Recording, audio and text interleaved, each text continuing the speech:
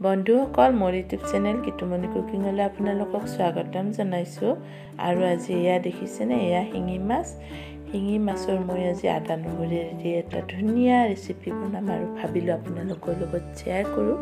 প্ৰথমতে মই মাছখিনি ভাজি লওঁ। ইয়াৰ কাৰণে তেল গৰম হোৱাত মই অকণমান নিমখ দিছোঁ, হালধি দিছোঁ আৰু মাছখিনি ইয়াতে ভাজি লওঁ।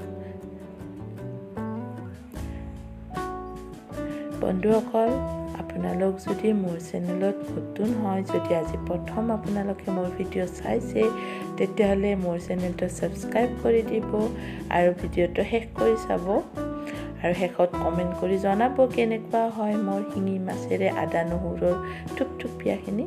এয়া মই আদা নহৰু জলকীয়া ধনিয়া লৈছোঁ। এতিয়া গোটেইখিনি ধুই বাকলি গুচাই লওঁ। এয়া মাছ ভাজা কেৰাহীতে অকণমান মই তেল দি লৈছোঁ আৰু ইয়াতে মই এটা পিঁয়াজ কাটি লৈছিলোঁ, সেয়া দি দিলোঁ আৰু অকণমান টাইম ভাজি লওঁ।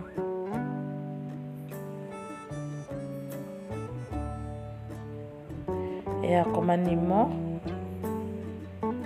সোৱাদ অনুযায়ী নিমখটো দি ল'ব আৰু অকণমান হালধি দি মই পিঁয়াজখিনি ভাজি লওঁ।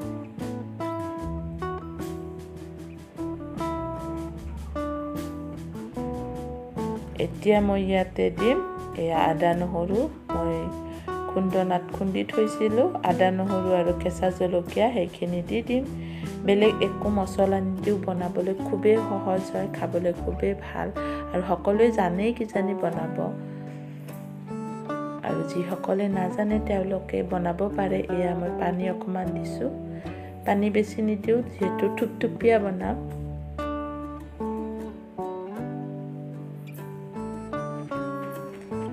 আৰু এতিয়া মই ইয়াতে মাছখিনি দি দিম।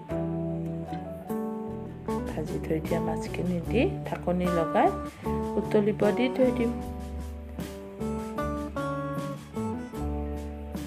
এয়া দেখিছেনে কিমান ধুনীয়া হৈছে, গোন্ধটো খুবেই ধুনীয়া হৈছে, খাবলৈ খুব ভাল লাগে। আপোনালোকে ভিডিঅ'টো চাই কেনেকুৱা পালে কমেণ্ট কৰি জনাব আৰু শেষলৈকে ভিডিঅ'টো চোৱাৰ বাবে ধন্যবাদ। শেষত মই এনেকৈ ধনিয়াখিনি দি দিলোঁ কাটি। আজিলৈ আহোঁ তেতিয়াহ'লে আকৌ